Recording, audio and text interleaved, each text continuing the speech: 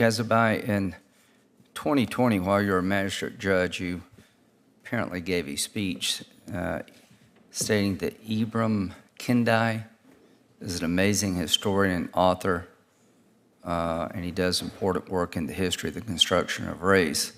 You wrote a book, am I right, called How to Be an Anti-Racist?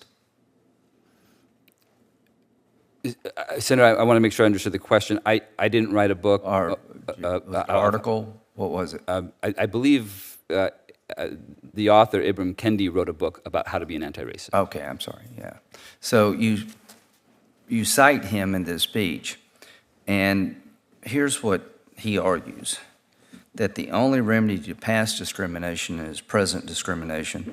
The only remedy to present discrimination is future discrimination. Do you agree with that? Senator, discrimination in the treatment of treating anyone negatively is not appropriate, and our courts, through the Student for Fair Admissions, has also clarified that as a national guidepost. So you don't agree with that?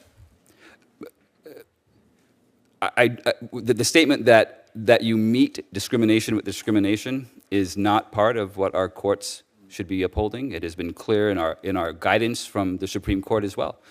So you do not agree with Mr. Kendi's proposition as I read it to you? That is correct. Okay.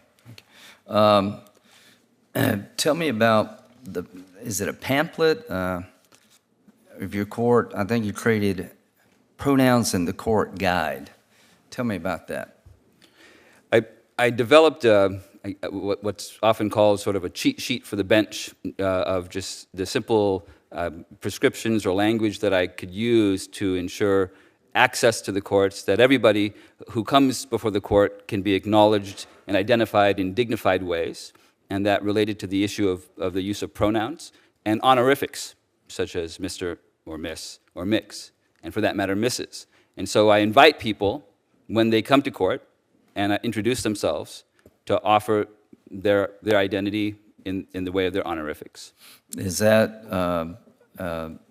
practice used by other judges, or do you know? I know that other judges identify their pronouns, for example, in their signature emails, and that other judges throughout the state in Oregon encourage people to identify their pronouns when coming into court, so they also can ensure that people are dignified by identifying themselves in the courtroom. I can't say the name of I guess it's the plaintiff here. Somebody versus the city of Eugene. Are you familiar with that case? Boudjerada. Boudjerada. Yeah.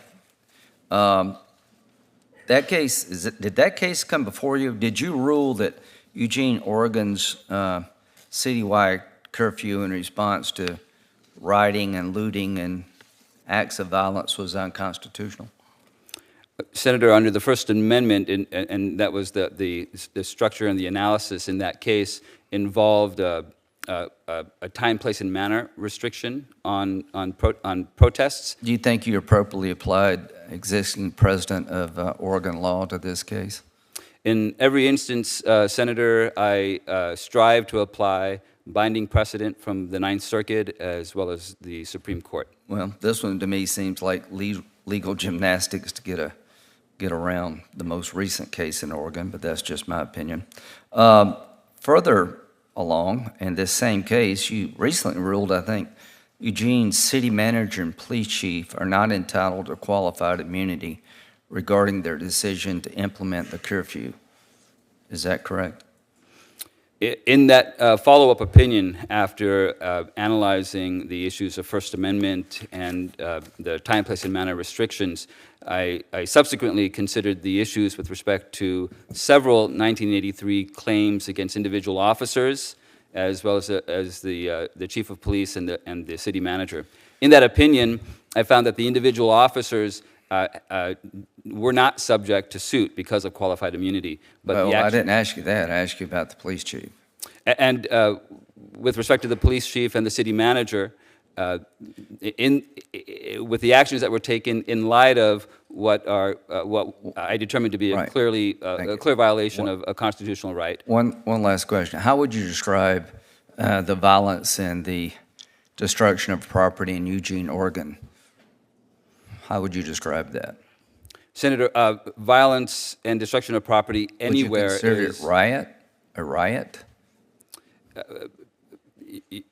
Senator, the facts before me were involving the issues of whether the citywide curfew, as opposed to a curfew within narrow boundaries, was constitutionally appropriate.